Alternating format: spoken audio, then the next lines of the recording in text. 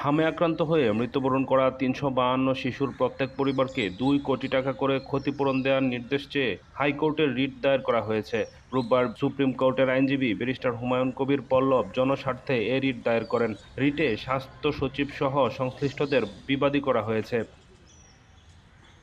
২ মাসের কম সময়ে হাম ও উপসর্গে দেশে মৃত্যু ছাড়িয়েছে ৩৫০ জন। একই সময়ে আক্রান্ত ছাড়িয়েছে ৪৭,০০০। তবে এর মধ্যে সুস্থ হয়ে বাড়ি ফিরেছে ২৯,০০০-এর বেশি শিশু।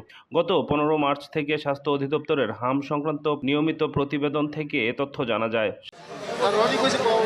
স্বাস্থ্য অধিদপ্তর জানিয়েছে, এরই মধ্যে চলমান টিকাদান কর্মসূচির আওতায় এখন পর্যন্ত সারা দেশে ১,৭২,৬৮,৯০৮ জন শিশু হাম রুবেলার টিকা পেয়েছে, যা লক্ষ্যমাত্রার ৯৬%। সারা দেশে প্রায় ১,৮০,০০,০০০ শিশুকে এ কার্যক্রমের আওতায় টিকাদানের লক্ষ্যমাত্রা নির্ধারণ করেছিল সরকার।